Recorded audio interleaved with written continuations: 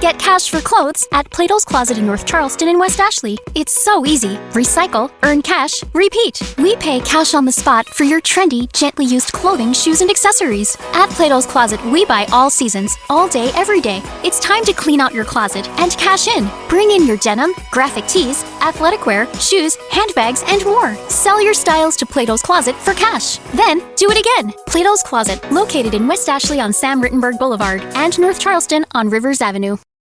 As humans, we're naturally driven by the search for better. But when it comes to hiring, the best way to search for a candidate isn't to search at all. Don't search, match with Indeed. When I was looking to hire someone, it was so slow and overwhelming. I wish I had used Indeed. If you need to hire, you need Indeed. Indeed is your matching and hiring platform with over 350 million global monthly visitors, according to Indeed data, and a matching engine that helps you find quality candidates fast. Ditch the busy work. Use Indeed for scheduling, screening, and messaging so you can connect with candidates faster. And Indeed doesn't just help you hire faster. 93% of employers agree Indeed delivers the highest quality matches compared to other job sites, according to a recent Indeed survey. And listeners of this show will get a $75 sponsored job credit to get your jobs more visibility at Indeed.com/podcast. That's Indeed.com/podcast. Terms and conditions apply. The Agile brand.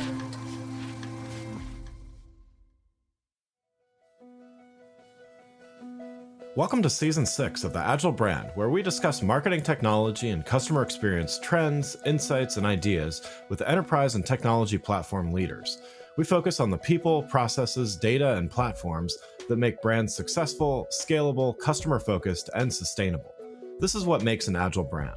I'm your host, Greg Kihlstrom, advising Fortune 1000 brands on MarTech, marketing operations, and CX, best-selling author and speaker. The Agile Brand Podcast is brought to you by TEKsystems, an industry leader in full-stack technology services, talent services, and real-world application. For more information, go to teksystems.com. Before we get started, I wanted to let you know that my latest book, Priority is Action: 7 Principles for Better Strategies, Decisions, and Outcomes, is now available. In it, I give ideas and insights for leaders and teams that need to make meaningful progress on their priorities. After all, our priorities are what we do, not what we say we'd like to do. You can find Priority is Action on Amazon or learn more on my website, gregkihlstrom.com. Now let's get on to the show. Today we're going to talk about AI's incorporation into both existing and new digital transformation initiatives and what some of the implications are when doing so. We'll also be touching on some of the ideas in Infinum's recent report, Beyond Buzzwords, Decoding the Digital and AI Revolution. To help me discuss this topic, I'd like to welcome Jonathan Boakes, Managing Director at Infinum. Jonathan, welcome to the show, and also thank you for contributing to my recent book, The Agile Brand Guide to Generative AI. Thanks, Greg. Thanks for having me today, and it was an absolute pleasure to contribute to the book. Really interesting process, and glad to see it's come out and actually doing so well. So congratulations to you. Oh, thanks so much. Well, yeah, let's dive in here. But to get started, why don't you give a little background on yourself as well as what you're currently doing? Mm-hmm. Okay, so I suppose I've had a pretty varied career. I started about 20 years ago or so working for the BBC here in the UK, and I was in the commercial side of things. So I'd do things like I would work on, they have a TV show called Top of the Pops that was a music show. And so I was kind of helping them to create branded content for some of the people, the sponsors, people like P&G and Sony and other people like that. After that, because I was working in the world of magazines and different websites, I could see that, a lot of the magazines weren't going in the direction that, that mobile was. And so I kind of sidestepped into mobile, really kind of fell into it by accident. But that was great because it was a bit of a wild west at the time, certainly. And a lot of the time there were no right answers. And actually that still feels pretty relevant today. Yeah. It takes a lot of people to kind of come together to build those answers. Since then, I've had like various managerial roles at various agencies. I've seen my fair share of M&A over the years, and I worked on a variety of different projects here with the police, with the NHS, and obviously loads of consumer-facing products as well. But I suppose for me, the forefront of my work has always been a passion for emerging technologies and how we can make them work for the best results. And at Infinum, my focus here is on driving digital transformation for our clients across finance, mobility, and health. And essentially, we kind of assist all the companies, people like Porsche, Philips, KPMG, in executing digital transformation. Great, great. Yeah, so we're gonna talk quite a bit about transformation today, and focus a bit on something certainly timely. In late 2022, early 2023, many companies were undoubtedly in the middle of transformation initiatives. Yet AI, seemingly came out of nowhere. It didn't actually come out of nowhere, but it seemingly came out of nowhere, and became much more than simply a buzzword. So from your perspective, what makes AI different than some of the other technology trends we've surely seen over the years, and perhaps worth paying attention to in a different way than some of those other things? Yeah, I mean, for me, I suppose, really, it's the endless enormity of it, that's kind of staggering. But I saw that the UK government compared it to a Sputnik moment. And that kind of makes sense because, as we all know, AI has been around for a long time and, as far back as the 1950s. So in terms of why pay attention, I think it's kind of all to do with the fact it's all encompassing. It's the versatility of all the different use cases, and certainly stuff that we've seen from finance to medicine, from automotive to oil and gas. We are seeing it everywhere. And I think for me, it's the interesting use cases.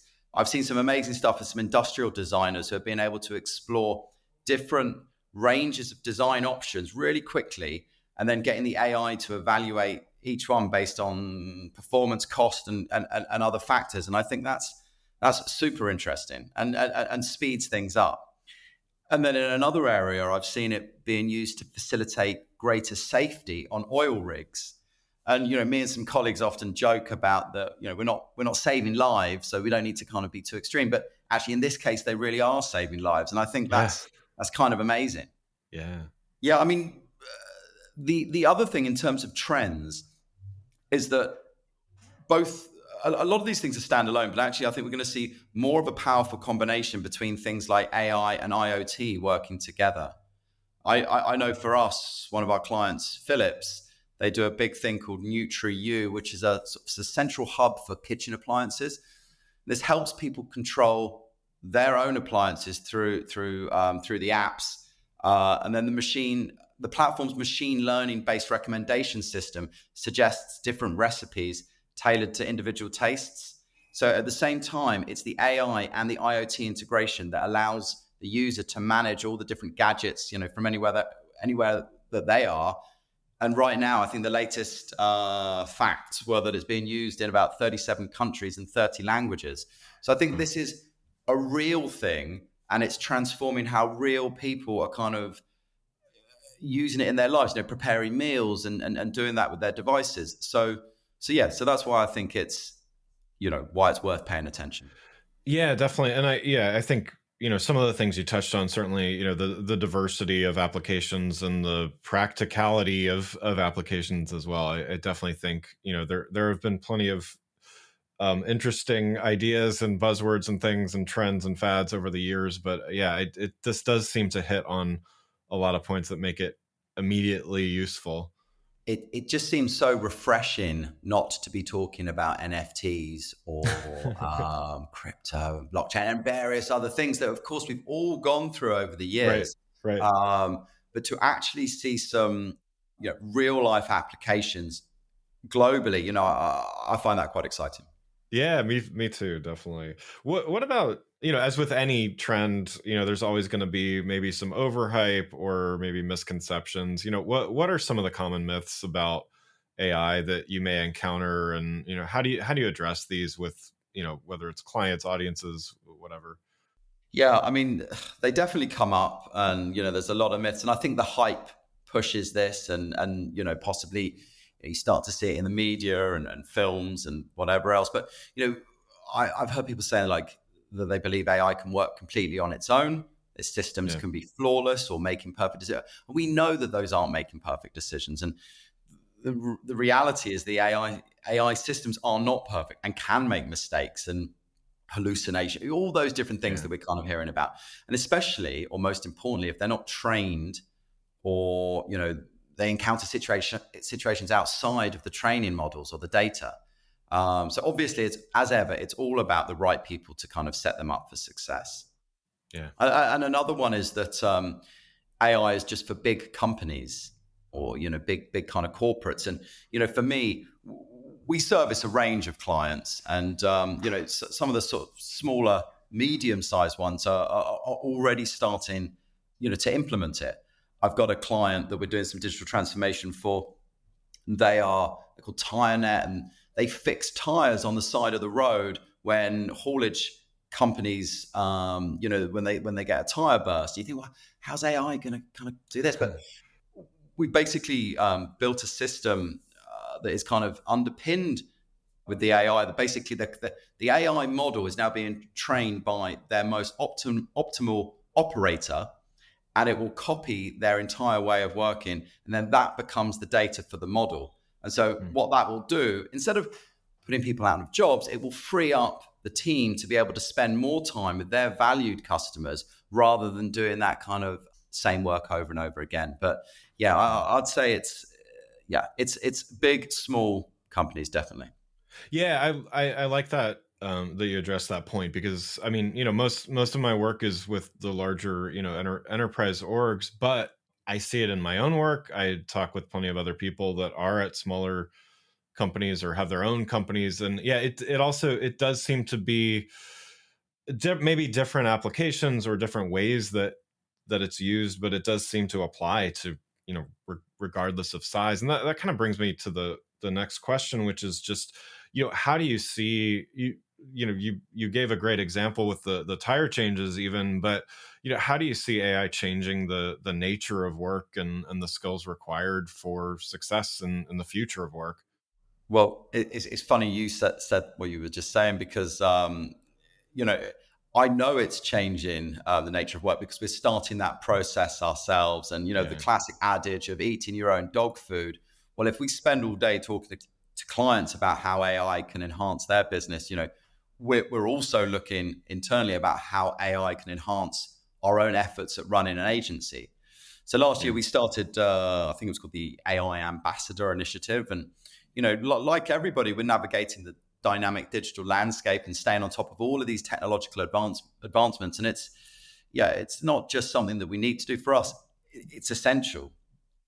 Yeah, so if we're allowing our team members to conduct research on different technologies and then facilitate the discussions between the different team members, an example of that is last year we started experimenting with GitHub's Copilot. And first we limited it to a small amount of engineers, and then eventually we expanded it to more than sort of 60 engineers across different teams. And, for us, there's significant effort and cost into these initiatives, but of course it's clear and it's an important part of our growth. So yeah, we know that the nature of work and skills, will be required. We know that will change. And people often refer to when computers came out and the work and skill demand changed. And, that's an old adage as well, but I prefer the one of when tractors were invented and people were able to do something more interesting than just toiling in the fields. But right. Either way, it's clear increased demand in the future will be for people that can build AI and those who can use AI systems. Those who've got the skills, they will be the ones that are most in demand. But more than that, it's people that continue to learn and upskill themselves. They will always be in demand, because this is always going to kind of continue to grow. And just on that point, Infinum has been running its own academy programs for years now, best part of a decade, in iOS, Android, design, product management. And then last year, we actually started our own academy course in data AI. And that's for people to kind of come and learn and then take that back into their businesses. And even myself, I think later this year, I'll be going on the Oxford University Artificial Intelligence program, because I think there's no end to it. There's always something that you can kind of continue to learn. If you're like me, it's hard to keep up with all the trends, fads, and critical concepts that marketing and CX leaders need to know about. To help, I've partnered with some of the world's most notable MarTech thought leaders to create the Agile Brand Guides book series. These are short reads, 3 hours or less, on important topics like generative AI, customer data platforms, MarTech infrastructure evaluation, and more. They're available in print, digital, and audio formats, and quickly get you up to speed on critical topics that leaders and aspiring leaders need to understand. Search for Agile Brand Guides on Amazon or go to the Agile Brand Guide website at www.agilebrandguide.com. That's agilebrandguide.com for more. Before we get back to the show, I just wanted to remind you to hit the follow or subscribe button on your app to make sure you get notified when new episodes of this show are available. Now let's get back to the show. Well, so let's tie this now a little more to digital transformations, and I think anyone keeping track at home, they kind of know the failure of digital transformations is pretty well known, and pretty stark numbers here. So numbers range, depending on where you look and who you're reading. They can vary a little bit, but the report I mentioned at the top of the show states that 70% of the respondents to the Infinum research invested in digital products that failed, and 18% experienced a complete failure in their investments. Why would you say this failure is so prevalent? And do you think there's hope on the horizon? Are things getting better despite still bad numbers, or is AI as a new thing, and a new thing to kind of figure out how to incorporate just going to make things worse? Yeah, I mean, personally, I think things are getting better. And I think that's mostly because there's a greater understanding of the highlighted failures. Nobody's going into this with their eyes closed. Not to say they always have been, but if we look at the classic, it's people, process, technology. Ultimately, the biggest challenge is going to be people. And people not having everybody from the bottom to the board all being on board. And so if you don't have all these people that are committed, then they're going to be causing issues somewhere along the line that can manifest in an array. And there's a list of things that kind of lead to failure, and all of them kind of come back to people not being committed. So if you look at it from being technical issues or bugs, that's because there's not been enough time or focus left for testing. Or people sometimes say the deadlines are too tight. Well, that's because it's not been prioritized, or it's been rushed out in order to hit some other deadline. Yeah, makes sense. You mentioned a few things here, but what can be done to minimize the failure rate? Well, a lot of it kind of comes back to making sure that you've got the right plan in place, or that you've followed those fairly well articulated guide rails. And I think we both know there's no shortage of consultants to hold your hand right out there, if that's needed. But I think always it's going to come back to strategic planning. I'm a broken record in that sense. So. Yeah. So, another thing here, you've discussed the importance of balancing human and artificial intelligence. We talked about a little bit about this already, of just how, AI does what machines do well and humans do what humans do well. But, can you elaborate on, what does this balance look like in practice? And, how should organizations planning for the future be thinking? So, so they're investing in the right thing, the right tool to do the right job, right? Yeah, that's fair. I mean, you're right. It's all about balance, but it's always been about balance. And now, if you kind of think here, you could say that the balance between AI and people is much like flying a plane. So AI is the co-pilot, and it handles the specific tasks, but it is reliant on a pilot to steer and provide the overall direction, strategy. But surrounding this is the dedicated team ensuring the success. So you've got all your different crew members and people on the ground all working together. So all of those things still have to be in place. They all still have to be maintained and looked after. And all you've actually got is AI picking up some of the, more mundane, ongoing tasks, and hopefully just again freeing up time for people to spend time doing more valuable work. Yeah. So last topic I wanted to talk about was, I think any discussion about AI, and especially in these relatively early days of the type of adoption that it's getting. Wanted to talk a little bit about the ethical and regulatory components of it. Amidst all the hype and everything, certainly those most risk averse companies, they either stopped it from the start, or at least paused until they figured stuff out. But I think there's a lot of companies out there that maybe rushed forward regardless, and are now needing to operationalize and reconcile kind of some of the ethical and regulatory components. How should an organization, let's say those that were not thinking about this from the very beginning, those that may be a little behind on the ethical and regulatory part, like how should they approach this, today? Yeah, I mean, it's a big question. Yeah, because this is slightly out of context, but I did hear this expression of a cocktail of risk at the moment, and there's so many different factors going on. But from a very simplistic point of view, if you start from a good place, then the results should be good. And if you do embrace transparency and accountability, if you're safeguarding privacy and combating bias, then essentially you are halfway there. But I've got a couple of these areas. When you talk about bias and fairness, one of the concerns is that the AI systems will amplify existing biases. So in order to mitigate that, organizations should look to strive for diverse and representative data sets, and where possible, try and regularly audit these models for biases. And, I've seen more and more of this where you can implement fairness-aware algorithms. And I think that's, that's something that needs to happen. In terms of privacy, one of the big concerns then is, these models need so much or vast amounts of data and personal data. And that's, of course, going to raise concerns about how it's collected, how it's stored, used, sold.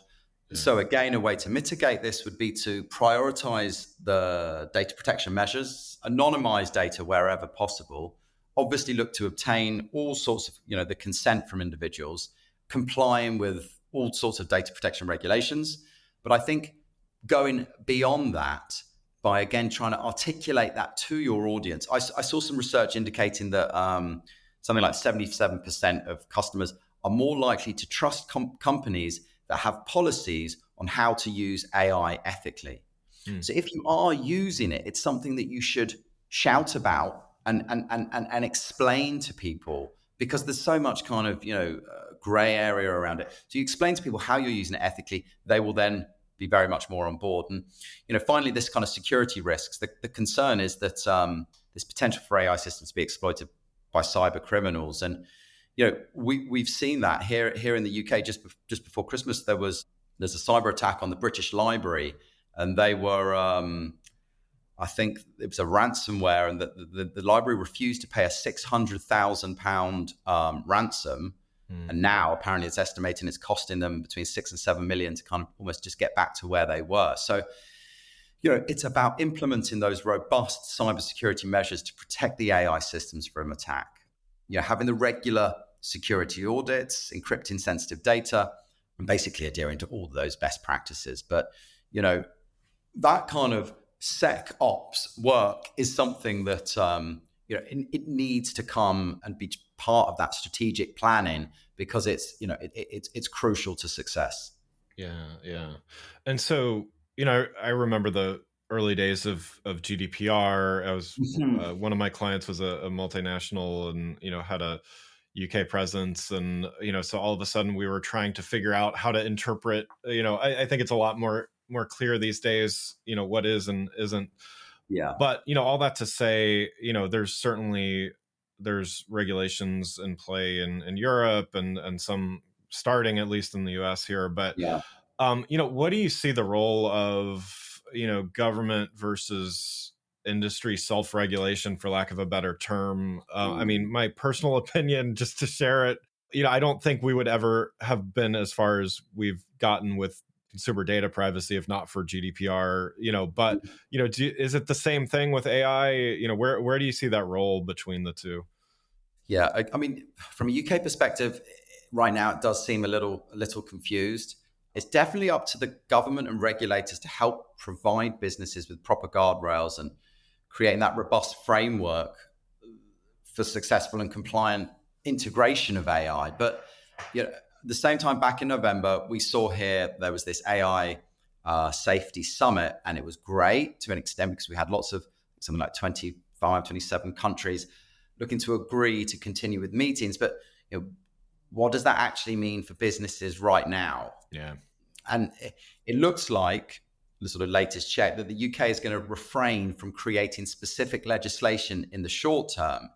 So that kind of then means a lot more onus is put onto the regulatory bodies. And there are quite a few of those. We've got the kind of the Centre for Data Ethics and Innovation, the Turing Institute, and the Ada Lovelace Institute.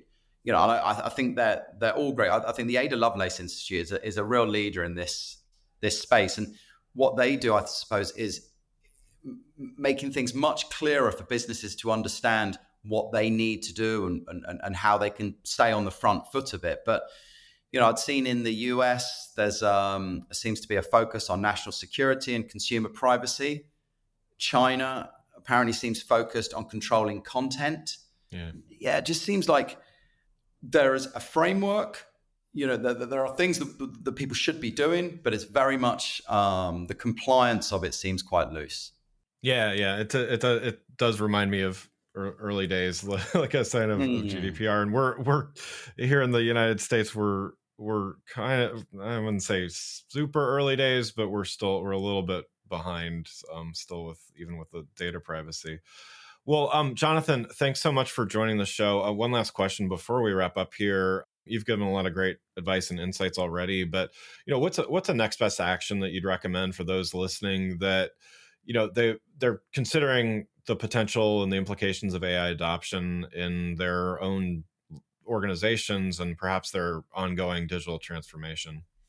Yeah, I mean, it was the big thing that kind of came out of our research, and essentially it's this idea of avoiding jumping on the AI bandwagon unnecessarily, and certainly without any clear kind of preparation strategy and getting that knowledge all locked in kind of in the first place.